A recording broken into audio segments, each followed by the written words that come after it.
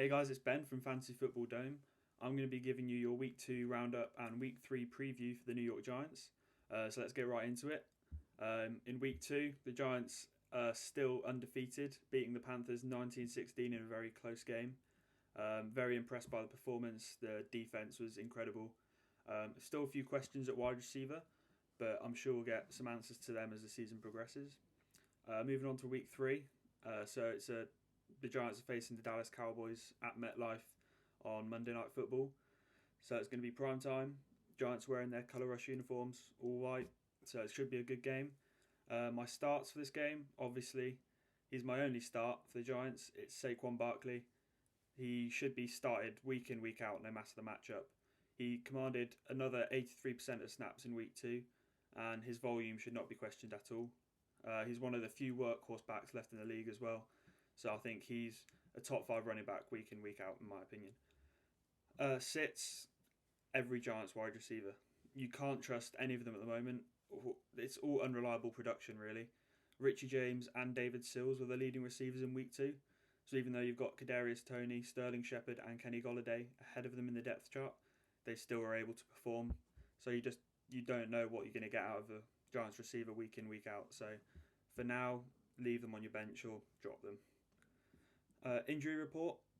Kayvon Thibodeau and Azeez Ojulari are getting closer to coming back, which is good news, especially for Wink Martindale, and I'm excited to see how he's going to utilise them in his defence. Leonard Williams, Tony Shepard and Aaron Robinson they're both not practicing.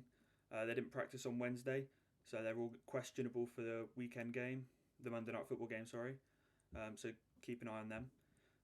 In other news, I'd just like to mention and give credit to Wink Martindale, who has created a stellar defence in New York.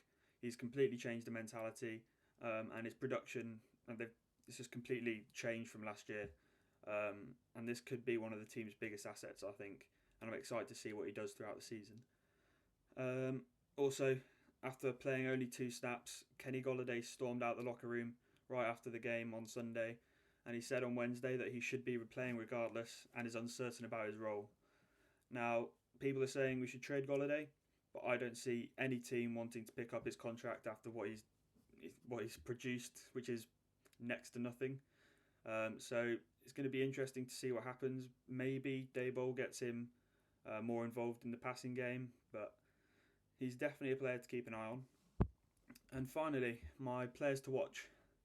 I said this in my first episode, but I think Daniel Bellinger is going to command more targets as the season progresses. In Week 2, he was able to haul in his first reception and touchdown of the season. And with uncertainty at wide receiver, with not knowing who's going to perform, he could demand more targets from Daniel Jones. And he's certainly a long-term watch in fantasy, in my opinion. Finally, the New York Giants defense in general.